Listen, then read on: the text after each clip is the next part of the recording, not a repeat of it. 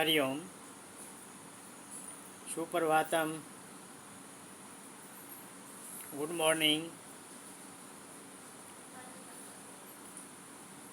मैं गणित वाला किशोर कुमार लाल दास। तो आज मैं बात करने वाला हूँ जो एक संयुक्त या कॉम्बाइंड स्टूडेंट हैं क्लास 8, 9, 10 के लिए। तो क्लास 8 में पढ़ने वाले हो या 9th में पढ़ने वाले हो या 10th में पढ़ने वाले हो, उन लोगों के लिए आज का एपिसोड है।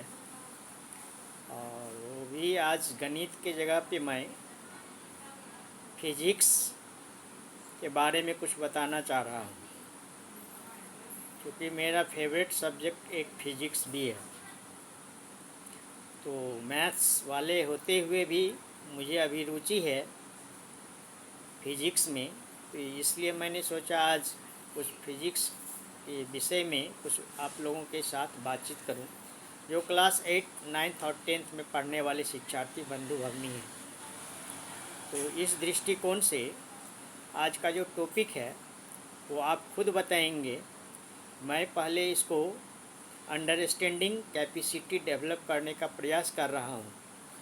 जैसे आप बोलते हैं या कोई भी बच्चे दौड़ते हैं, खेलते हैं या बातचीत करते हैं या कोई भी एक्टिविटी करते हैं, तो उनका कुछ फोर्स लगता है उसको करने के लिए, एबिलिटी चाहिए फोर्स का, नहीं तो वो तो फिर एक स्टोन के तरह रह जाएगा।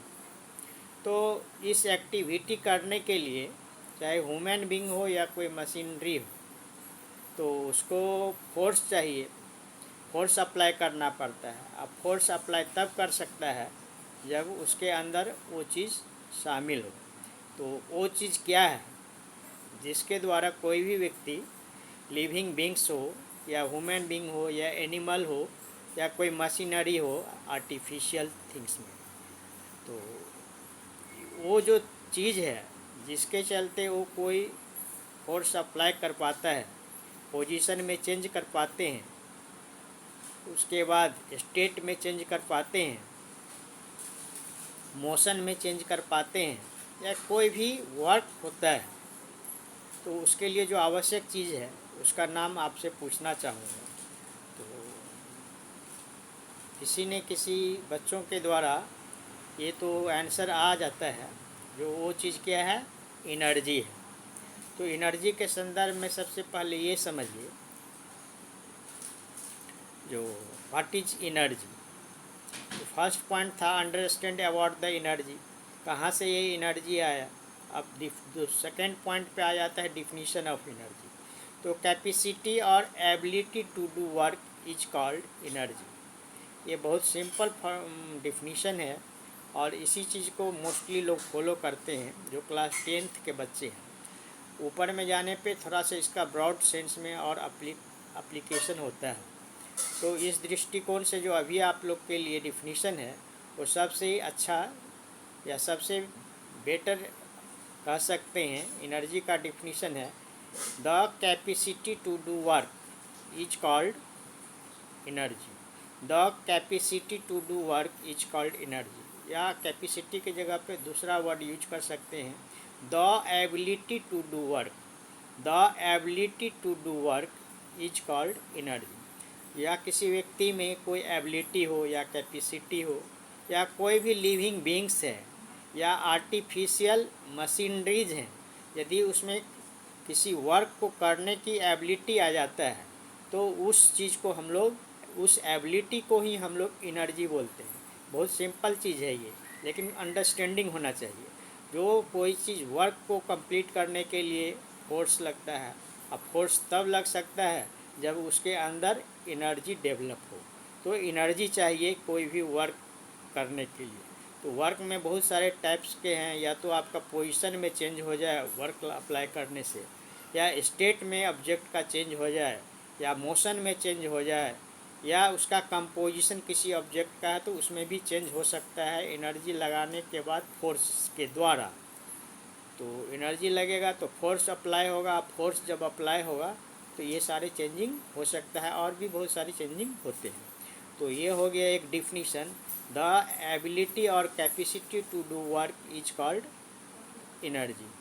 और इसके बाद यदि बात करें तो एनर्जी दो टाइप्स का होता है। टाइप्स ऑफ एनर्जी में दो टाइप्स होते हैं।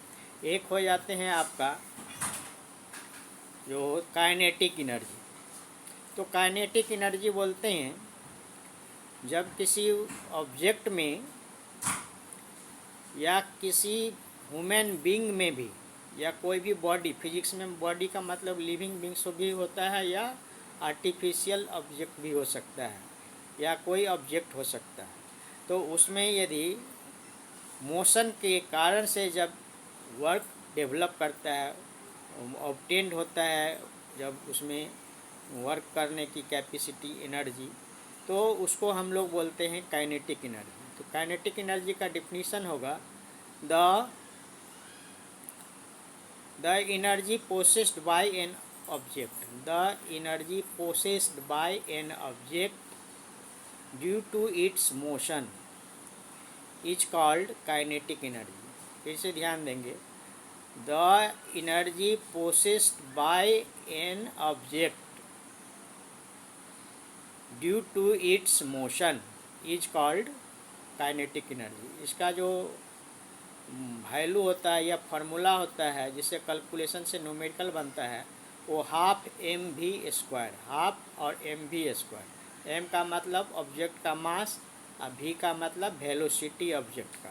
तो वेलोसिटी का स्क्वायर और मल्टीप्लाई करेंगे मास से और मल्टीप्लाई बाय हाफ से, तो ये काइनेटिक एनर्जी निकल जाएगा। तो काइनेटिक एनर्जी का हो गया आपका फार्मूला 1/2 mv²। और यूनिट तो आप जानते हैं एनर्जी का क्या होता है, जो वर्क का होता है वही एनर्जी का भी होगा, तो जूल ही होता है एनर्जी का भी आपका यूनिट।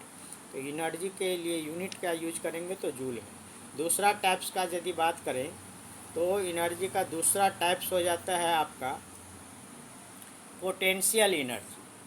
अब पोटेंशियल एनर्जी क्या होता है इस चीज़ को भी समझिए। तो energy possessed by an object due to its position and shape. कोई भी ऑब्जेक्ट में जब एनर्जी संचित होता है उसके पोजीशन के कारण से या ऑब्जेक्ट के स्टेट के कारण से, तो इस स्थिति में किसी भी ऑब्जेक्ट में एनर्जी जो पोसेस्ड होता है या एनर्जी कंटेंट होता है किसके through, by the position and by the state is called potential energy.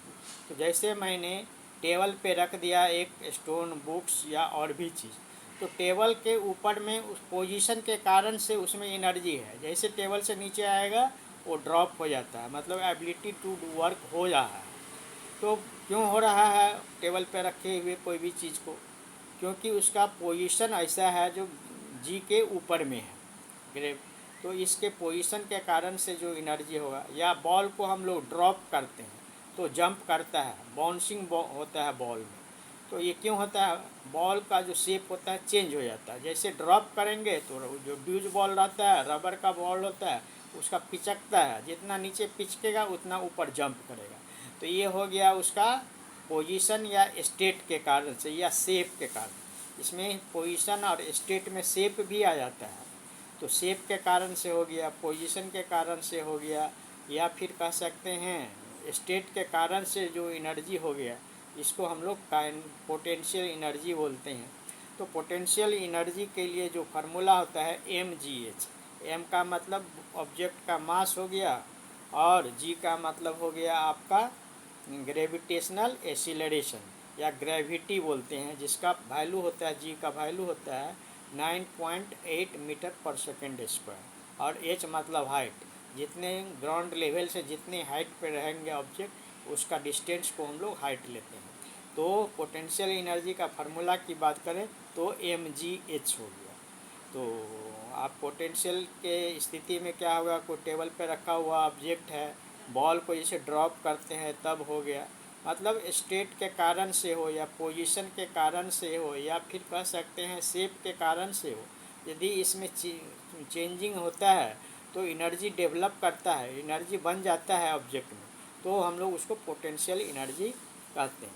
अब फॉर्म ऑफ एनर्जी होता है इसके बाद, तो फॉर्म्स ऑफ एनर्जी बहुत सारे हैं, तो उसको जिक्र करना, एक्सप्लेन करना बहुत ज़्यादा हो जाएगा आज के लिए, तो मैं आज कुछ के बारे में बताना चाह रहा हूँ। जैसे फर्स्ट होता है, यदि फॉर्म्स ऑफ एनर्जी की बात करें तो मस्कुलर एनर्जी या मसल्स एनर्जी भी बोलते हैं। कोई भी ह्यूमन बींग्स हो, हाथी है या लिविंग बींग्स में जो भी है, ह्यूमन है, एनिमल्स हैं या और भी कोई लिविंग बींग्स हैं, जिसके मसल्स में जो एनर्जी आता है जिससे वो काम कर पाता है। जो ह्यूमन्स का है वो फूड्स लेते हैं, न्यूट्रिएंट्स लेते हैं, तो उनका बॉडी में एनर्जी डेवलप होता है, बनता है वो फूड्स के कारण से या न्यूट्रिएंट्स जो एलिमेंट होते हैं उसके कारण से, और उसमें फोर्स जनरेट होता है। तो फोर्स जनरेट होने का कारण क्या हो जाता है, उस मसल्स को, उस व्यक्ति को, उस एनिमल्स को, उस लिविंग बींग्स को या आर्टिफिशियल कोई भी चीज़ है वो भी यदि डीजल यूज कर रहा है या कोई अदर एनर्जी का सोर्स यूज कर रहा है, तब यदि उसमें कार्य करने की क्षमता आ जाता है तो वो भी एक तरह का एनर्जी है।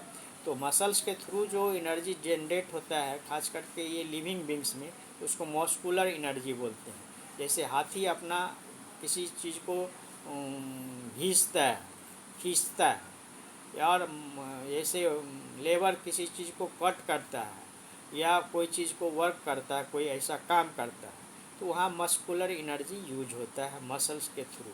और मसल एनर्जी तब डेवलप होता है जो वो सोर्स ऑफ एनर्जी के रूप में बहुत सारा चीज़ को, न्यूट्रिएंट्स लेते हैं या फूड्स लेते हैं या और भी चीज़ लेते हैं।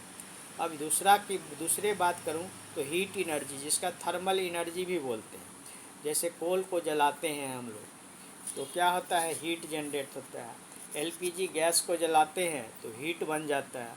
तो एलपीजी गैस भी एक एनर्जी का सोर्स है, उससे चेंज होकर के वो हीट के रूप में चेंज हो जाता है। तो केमिकल से हीट में चेंज हो गया तो वो ही फॉर्म ऑफ चेंजिंग हो गया। तो यहाँ पर भी आपका एक एनर्जी का फॉर्म है। तो थर्मल एनर्जी भी है एक फॉर्म ऑफ एनर्जी, जिसमें यूज हो जाता है कोल्स के द्वारा या कोई कोल के जगह पे और भी थर्मल सोर्स का कोई सोर्स है, उससे यदि हम लोग हीट जनरेट करते हैं और वर्क कंप्लीट होता है तो ये हीट एनर्जी का फॉर्म हो गया। उसी तरह से हो जाता है। हीट एनर्जी का दूसरा नाम है थर्मल एनर्जी, ये याद रखिएगा। हीट एनर्जी और थर्मल, हीट के ही एक वर्ड यूज होता है थर्मल। दूसरा केमिकल एनर्जी है। तो केमिकल एनर्जी जैसे बैटरी होता है, सेल्स होते हैं या इन्वर्टर में जो यूज होता है, तो ये कॉम्बिनेशन ऑफ सेल्स जो बैटरी बनता है, तो ये सारे चीज़ में केमिकल एनर्जी रहते हैं। तो इस तरह का केमिकल एनर्जी भी एक फॉर्म है। सोलर एनर्जी, सन से जो एनर्जी मिलता है वो भी एक फॉर्म ऑफ एनर्जी है। इस तरह से बहुत सारे हैं। तो आज तो मैं फोर्थ तक आप लोगों को एक्सप्लेन किया हूँ। अदर जो फॉर्म ऑफ एनर्जी है उसको नेक्स्ट क्लास में आप चर्चा करेंगे, क्योंकि वीडियो बहुत लंबा हो जाएगा और फिर मोनोटोनस हो जाता है। तो फोर्थ तक मैंने बताया, फर्स्ट बताया मस्कुलर एनर्जी, सेकंड बताया हीट और थर्मल एनर्जी, थर्ड में बताया केमिकल एनर्जी, जो केमिकल यूज होता है बैटरी वगैरह सब में। सोलर एनर्जी, जो सोलर प्लेट लगा हुआ रहता है छत पे, उससे बल्ब वगैरह जलता है, या अब तो सोलर एनर्जी से व्हीकल वगैरह भी डेवलप हो गया है। और विंड एनर्जी, विंड में भी जो मोशन होता है एयर में, मूविंग एयर में, तो उसमें भी विंड होता है, तो विंड के कारण से एनर्जी हो गया। तो wind energy, nuclear energy, light energy, electric energy, magnetic energy, hydro यानी कि हाइड्रो मतलब water energy, hydro energy, tide energy, समुद्र में जो टाइड निकलता है उससे भी एनर्जी होता है। तो ये तो कुछ एनर्जी का फॉर्म में बताया। इसी तरह से साउंड एनर्जी भी हो जाएगा। तो ये 12 टाइप्स का मैंने एक फॉर्म बताया, लेकिन और भी कुछ फॉर्म होते हैं। इस चीज़ को समझना ज़रूरी है, ये किस तरह का फॉर्म है, किस में कन्वर्ट होता है। तो एक चीज़ नियम आता है आपका, कंजर्वेशन ऑफ एनर्जी। एनर्जी हमेशा कांस्टेंट ही रहता है यूनिवर्स में, बल्कि एक फॉर्म से दूसरे फॉर्म में चेंज हो जाता है। तो हम लोग बोलते हैं एक में एग्जॉस्ट हुआ तो कहीं दूसरे जगह वो जनरेट हो जाता है, यूज हो जाता है। तो यही फॉर्मेशन होता है एनर्जी का, one form to change to into other form. But in the whole universe energy remain constant, so it is called conservation of energy। Energy का संचय होता है, मतलब एक के से दूसरे में चेंज होगा न दूसरा से तीसरे में, लेकिन वो कांस्टेंट ही रहेगा। एनर्जी ना तो neither be create NOR be destroy. ऐसा नहीं है जो एनर्जी पूर्ण रूप से कोई चीज़ का जनरेट कर पाएंगे या फिर हम लोग उसको डिस्ट्रॉय कर पाएंगे। हाँ, कुछ आर्टिफिशियल में होता है ऐसा, कन्वर्सन होता है, इसी को हम लोग बोलते हैं फॉर्म ऑफ एनर्जी। तो आज का विषय यहीं पे समाप्त करना चाहता हूँ, और आप लोगों से आग्रह होगा जो आप शेयर फॉरवर्ड करें जो और बच्चों को फ़ायदा हो। तो आज का दिन मंगलमय हो, इसी के साथ मैं अपनी वाणी को विराम देना चाहता हूँ, और आज के लिए अलविदा। धन्यवाद। Have a nice day.